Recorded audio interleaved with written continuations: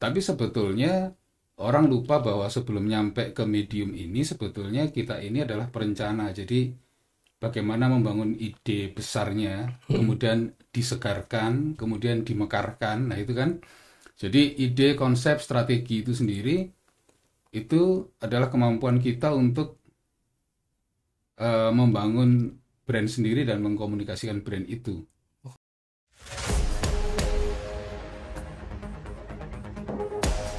Kamera standby.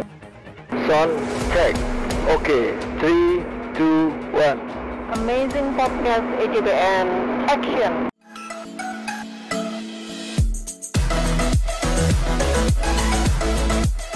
Oke, assalamualaikum warahmatullahi wabarakatuh. Waalaikumsalam warahmatullahi wabarakatuh. Iya, suasana di studio sangat ramai sekali. Ada 500.000 orang. Tepuk tangan dong. Wah, keren. Saking ramainya sampai nggak cukup ya di sini ya. Ya, sore hari ini sangat amazing sekali di acara podcast Amazing AJBN karena kita kedatangan seseorang yang sangat berpengaruh sekali di dunia periklanan dan juga di dunia apa ya, kayak advertising gitu mungkin nggak ya, atau Ya, kurang periklanannya, lebih di komunikasi dan pemasaran. komunikasi dan pemasaran nih Pak ya. Mm-mm. Kita kenalkan ada Bapak Ajit di sini. Tepuk tangan buat Pak Ajit. Keren. Sore, Mas. Sore. Sore Pak Mas Ajit. Ajit. Pak Ajit, Pak Adit. Ya. Ini salah sedikit bisa patah. Tinggal satu font aja itu. Nah, nanti semoga rezeki saya sama kayak Pak Ajit nih. Amin, amin. Silakan Pak Ajit, boleh dikenalkan dulu dong, siapakah Pak Ajit? Cerita sekarang sibuknya apa sih Pak, kalau boleh tahu? Oke. Saya tumbuh besar di Surabaya.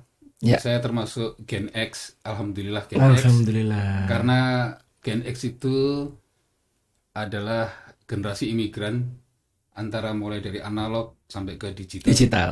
Jadi saya menemukan mulai dari era yang sangat analog, kemudian sangat computerized sampai ke digital. Jadi mungkin pengalaman dan sensasinya lebih lengkap daripada generasi-generasi yang langsung Pengalamannya sudah banyak. tumbuh langsung digital. Langsung digital. Berarti generasi yang sekarang belum tahu nih Pak ya, susahnya kita dulu. Kalau saya bilang bahasa Inggrisnya oblek Pak ya. Oh ya. Oblek itu zaman Iya. dulu. Dulu kita kalau mau bikin material kreatif itu nggak seperti sekarang tinggal email aja, nembak langsung ke media house selesai. Tapi kalau dulu enggak lah. Dulu kalau cetak harus dibawa ke apa namanya, ke negatif dulu, baru dibawa ke media house-nya, mesti seperti Jawa Pos atau apa, baru mereka bisa Baru tahu pakai. hasilnya. Oke. Pak, kalau boleh tahu nih Pak, perjalanan karir Pak Ajit mulai dari nol bisa sampai ke titik sekarang ini gimana sih Pak? Cerita singkatnya aja. Saya sekolah di ilmu politik di Universitas Swasta di Surabaya, kemudian juga di hubungan internasional juga di Universitas Negeri di Surabaya. Baru setelah itu saya keluar, saya ngambil broadcast management dan advertising di Australia. Sebetulnya cita-cita awalnya pengennya jadi musisi yang diplomat. Wah, keren. Karena Kenapa, dulu Pak? kita di SMA 2, semuanya orang pada main musik. Saya cukup serius lah dulu main musik. Pegang apa dulu Pak? Saya Gitar? main drum dulu. Wah, keren. Jadi pengennya masuk ke hubungan internasional, pengen nanti jadi musisi yang bisa jadi diplomat kayak gitu. Wah. Tapi dalam perjalanannya akhirnya hampir semua orang yang ada di industri komunikasi itu berawal di event organizer. Oh. Di usia-usia 19, 20 seperti itu, kita bikin waktu itu ada November Jazz. Kemudian mulai berorganisasi secara kreatif seperti itu, baru tumbuh kembang, kemudian kita belajar sampai kita sebagai brand agency seperti Wah, itu. keren Pak. Dari pengalaman-pengalaman yang banyak ya Pak. Mana sih Pak yang mungkin dari pengalaman jenengan yang dulu bisa sampai sekarang itu yang apa ya, susah dilupakan gitu loh Pak, kalau boleh tahu Pak? Sebetulnya industri ini sangat menarik karena sangat dinamis ya, sangat dinamis. Ketemu banyak orang. Kalau di industri saya itu mulai ketemu anak umur 17 sampai 71 gitu. Banyak Pak ya, Jadi range-nya. kita bisa harus punya flexibility. Kapan kita jadi 17, kapan kita jadi 71 gitu. Jadi menyesuaikan. semua topik kita juga harus bisa ngimbangin. kita harus belajar banyak, hampir di semua. Kalau misalnya kita punya produk, kita harus juga belajar A to Z-nya. Jadi kalau misalnya saya punya portofolio di sarung, saya tahu proses sarung itu ada 24 proses, bikin sepatu ada 157 proses, kita tahu semua. Mulai dari nol berarti Pak ya. Karena sebelum kita mengkomunikasikan produk, kita harus tahu each produk itu sendiri. Gitu.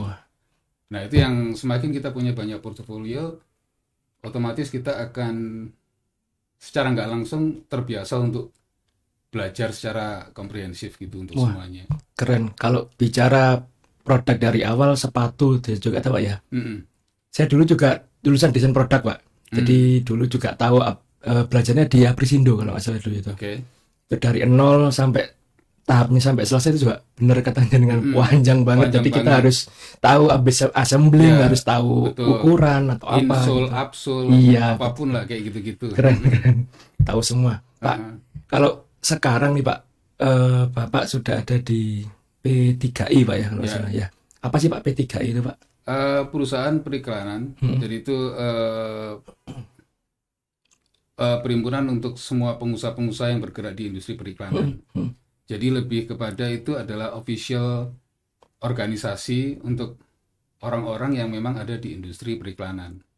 Wah, keren sih. Ya. Dan itu ada di pusat, di Jakarta, kemudian di Jawa Timur, dan di daerah-daerah. Jadi kalau di pusat itu mungkin dia tugasnya lebih sangat strategik gitu ya. Memberikan pelatihan, memberikan pengembangan untuk organisasinya sendiri atau keilmuannya sendiri. Nah, kemudian kalau untuk yang di Jawa Timur memang ada satu syarat-syarat tertentu yang memang mereka harus punya secara legal, kemudian mereka juga harus punya kemampuan pengetahuan tentang dasar-dasar periklanan dan sebagainya, untuk supaya mereka juga bisa, jangan sampai salah lah, bahwa sebetulnya industri ini ada ilmunya juga gitu. Dan ini organisasi resminya, itu P3 itu. Jadi mulai dari awal kita harus ngapain untuk sebuah produk, terus jadi mulai dari organisasi perusahaannya, sampai ke SDM-nya, sampai ke manajemennya, dan juga sampai nanti ke penguasaan di bidangnya masing-masing gitu. Sejak kapan itu Pak, kalau boleh tahu Pak, P3I, terus latar belakangnya akhirnya, ini terbentuk P3I itu? Kalau P3I, kalau saya nggak salah sih, mulai tahun 55 mereka sudah tumbuh ya. Mereka sudah ada. Mereka sudah, dan kemudian sampai hari ini kurang lebih ada seluruh Indonesia mungkin kurang lebih sekitar 500 perusahaan yang masuk ada di industri ini, di organisasi ini. Seperti itu. Terus ininya latar belakangnya bisa berdiri P3I Pak, sedikit kalau misalnya boleh cerita. Sebetulnya kan di awal kan orang mengenal kita itu karena bicara medium ya. Apakah itu bicara media luar ruang, apakah bicara televisi, radio, waktu itu kita bicara cetak. Ini kan mainstream media, waktu itu belum ada digital media ya, masih ada mainstream media.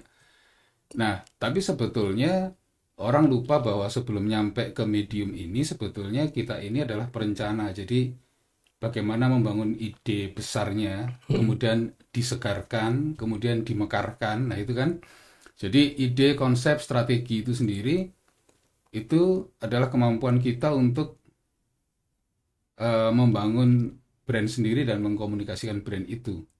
Nah, baru setelah itu strategi medianya seperti apa, kurang lebih seperti itu kan. Nah, medium-mediumnya sekarang berkembang. Kalau dulu mainstream media yang saya sebutkan tadi itu seperti televisi, radio, cetak, itu kan mainstream ya. Kemudian media yang lainnya adalah on ground activity, event dan sebagainya, itu kan masuk ke media juga. Nah, sama media luar ruang. Nah, media luar ruang sendiri hampir mendominasi kalau di Surabaya. Untuk yang strategi communication seperti saya itu mungkin 10%. Hampir 90% teman-teman banyak di media luar ruang. Jadi lebih tepatnya mereka ke kontraktornya, bukan ke agensinya. Lebih gitu. ke kontraktornya. Ya, kalau saya di agensinya. Gitu. Gitu, keren. Ya, karena memang banyak pekerjaan-pekerjaan yang secara strategik itu seringkali dihabisin di Jakarta. Sedangkan di sini Nah, mereka Harus. banyak di eksekusinya, terutama di mediumnya.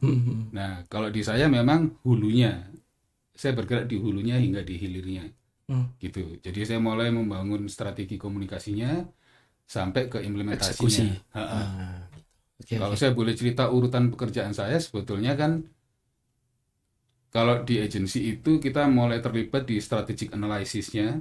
Kita bicara tentang data, angka, tren, teori, competitive analysis, bla bla bla kayak gitu-gitu itu. Kemudian kita bedah mereknya sampai kita tahu tujuan-tujuan brand itu sendiri seperti apa. Kemudian kita create untuk creative concept development-nya sampai ke detail desainnya, sampai ke implementasi, sampai ke production-nya. Nah, Sangat sebetulnya detail sekali Pak ya berarti. ya, terus kemudian monitoring, balik lagi ke analisis lagi. Analisis awal Nah, itu lagi. pekerjaan saya seperti itu. Hmm. Nah, kalau di beberapa teman kita lebih banyak di production dan di implementation-nya. Di awal-awal nggak di anu Ya, berarti. mereka nggak ikut karena Ya. sudah banyak yang dari Jakarta juga gitu.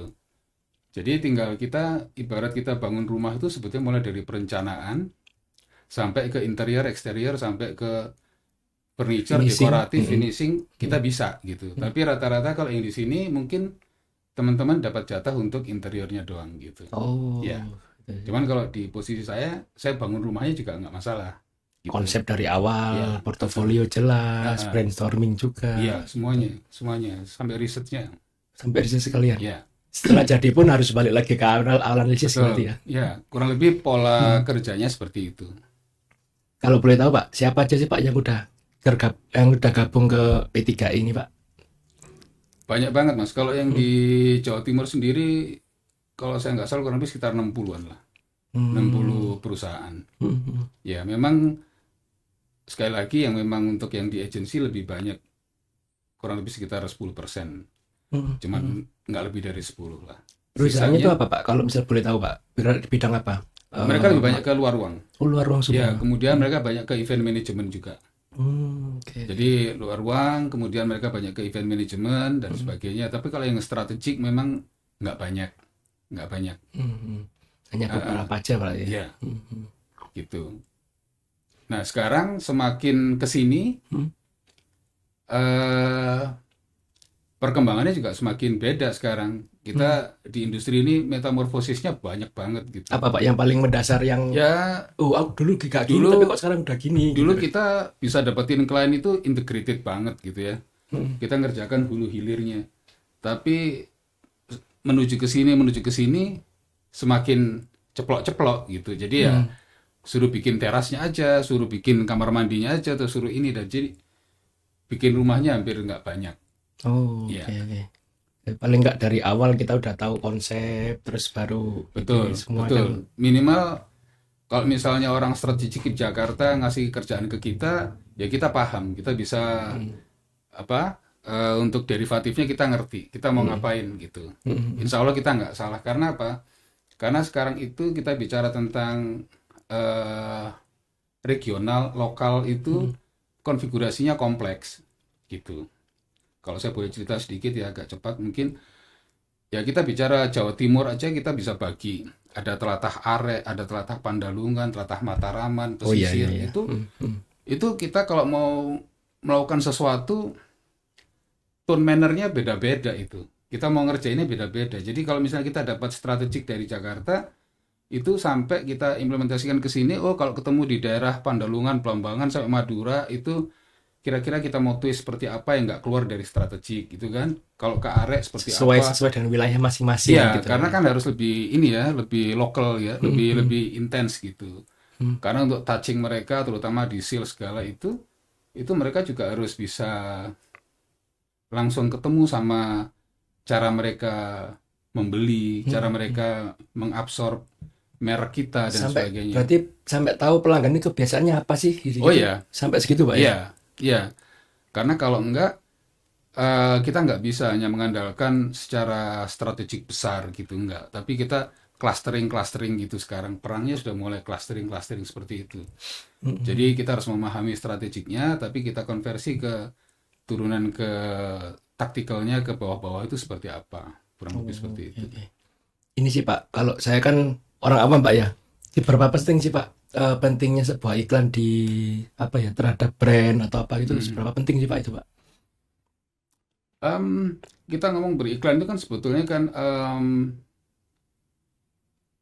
kita kan bikin impact ya, sebetulnya pengen bikin impact sebetulnya. Orang tuh pengen ngeliat kita tuh seperti apa sih sebetulnya, ingin dipersepsi sebagai apa gitu. Dan impact itu harus punya asosiasi positif juga, punya vibes yang positif juga, karena ujung-ujungnya adalah iklan atau brand itu sendiri harus nanti tarikannya ke statement gitu, bisa menjadi persona statement, bisa menjadi group statement maupun social statement gitu. Jadi kalau aku misalnya mengkonsumsi Indosat atau Urido ini, kira-kira aku adalah orang seperti apa, kenapa kok aku harus mengkonsumsi itu? Sampai sedetail itu ya, Pak, keren. jadi it's not just about the rupiah gitu. Kurang lebih kayak gitu. Tentang kebiasaan juga, Ya, gimana jadi orang. kan akhirnya kan orang bisa ngerasa bahwa barang kita itu nggak cuma bicara tentang rupiah, tapi dia bisa nemenin saya untuk yang kerja, dia bisa nemenin saya untuk yang kuliah, nemenin saya yang ibu-ibu untuk di rumah apa. Jadi dia bisa memberikan solusi dan sebagainya. Jadi brand itu harus bisa memberikan nilai-nilai value seperti itu. Mereka menggambarkan orang yang pakai gitu Pak ya. Ya, dan itu akan memudahkan orang-orang yang ada di depan itu untuk jualan. Itu kenapa supporting dari belakang itu, saya dulu pernah cerita ke Mbak Citra juga bahwa membangun brand itu sepanjang masa gitu kan. Tapi kalau menjual itu sepanjang hari. Jadi nggak usah harus dibenturin, memang harus bareng gitu. Yang jualan sepanjang hari harus cari duit gitu kan. Tapi yang membangun brand ini juga harus sepanjang masa. Kenapa? Karena market itu dynamic gitu. Dulu ini pasarnya eyang saya, kemudian turun ke bapak saya, ke saya, anak saya, cucu saya. Jadi ya membangun brandnya harus terus gitu. Dan kita harus memberitahu ke mereka apapun feature benefit yang kita punya. Mungkin kalau dulu belum punya feature ini, sekarang kita punya feature ini, harus dikomunikasikan juga. Kemudian apa yang bikin kita beda, apa yang bikin kita jadi jagoan dan sebagainya. Dan bagaimana mengambil hati mereka dan sebagainya. Jadi ini kerjasama yang harus bareng antara bagian di marketing and communications ini dan juga di selling gitu. Iya. Kalau ini Pak, harapan untuk iklan dan perusahaan yang apa ya, yang butuh jasa iklan itu harapannya gimana Pak? Untuk beberapa perusahaan mungkin Pak. Harapannya itu maksudnya dari sisi mereka atau dari sisi Iya, dari sisi Bapak jenengan. Kalau harapan saya sebetulnya sama aja sebetulnya, bahwa beriklan itu sebuah investasi. Beriklan itu bukan sebuah beban atau sebuah gugur wajib aja gitu. Tapi dia menjadi bagian penting dari sebuah perjalanan brand. Jadi ya kita nggak bisa misalnya dalam era resesi seperti ini kemudian ya sudah kita cut off aja deh gitu. Nggak bisa juga gitu. Karena orang harus kita cari bahwa kita harus tetap being connected gitu. Sama dengan kayak provider gini. Intinya connected gitu. Kalau kita sudah mulai kehilangan itu, kita sudah missing, itu recall-nya akan jadi besar nanti biayanya. Iya. Itu kenapa konsistensi kita harus berkomunikasi, touching mereka, bersentuhan dengan mereka, ikut dalam kegiatan mereka, itu harus terus-menerus kita lakukan. Paling enggak dapat rasanya Pak ya. Merasakan ini dapat Ya, feel. dia nggak boleh hilang vibrasinya. Kayak orang pacaran itu indahnya kan di vibrate-nya gitu, vibrasinya gitu. Makanya kalau kita udah menikah lama, yang bikin indah lama itunya juga harus bisa create vibrate itu. Kalau vibrate-nya hilang, selesai kita udah. Itu gambarnya gitu. Makanya kita harus terus membuat vibrate itu supaya kita tetap harus getting connected gitu. Kurang lebih kayak gitu Mas. Sangat penting sekali ya iklan itu untuk kita semua ya berarti. Iya, Buat produk, buat branding diri sendiri, buat brand apa yang kita mau tuju ke pasar gitu. Iya, itu lemnya lah gitu. Atau jahitannya itu gitu. Jadi kalau enggak nanti udah kan baju udah lama ada sobek-sobeknya gitu kan, juga harus dijahit, ada yang lain ada sobek-sobeknya harus dilem gitu kan. Kalau enggak kayak gitu, pasti kita akan ya udah sobek jadi ya malas pakai. Iya, kayak gitu. Kurang lebih kayak gitu. Argumennya kayak gitu. Oke Pak, Wah, keren banget ya hari ini Sobat Amazing, banyak sekali ilmu-ilmu dari Pak Ajit yang sudah kita terima dan kita dapat infonya. Sebenarnya masih kurang banyak nih Pak. Nanti di belakang aja Pak ya. Boleh. Boleh. Karena saya juga basicnya desain produk ya nggak jauh-jauh lah kalau dari periklanan Pak.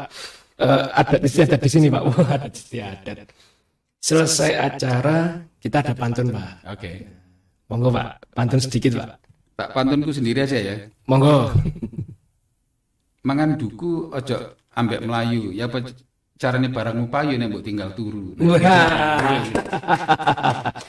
Jadi bahasa Indonesianya jangan tidur ya kalau mau barangnya cepat laku ya. Iya, harus terus beriklan. Harus terus Harus terus beriklan. iklan. Kurang lebih kayak gitu. Ya kalau didiemin aja kita nggak tahu impactnya kita apa, ke kita gimana, pada kita laku apa enggak gitu Betul, Pak ya. betul.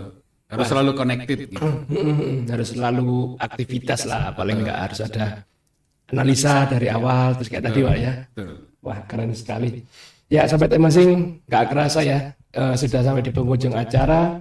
Buat Sobat Amazing semua, jangan lupa untuk tetap like, komen, dan subscribe YouTube ini karena akan banyak sekali kejutan-kejutan dan juga ada banyak sekali bintang tamu yang menunggu di belakang. Nah ini bukan di belakang sini ya, nanti di belakang sana maksudnya. Ya. Ya, terima kasih Sobat Amazing sudah menonton. Jangan lupa tetap ikuti kita semua, tetap pantengin hidup ini. Terima kasih. Selamat sore. Assalamualaikum warahmatullahi wabarakatuh. Jempol.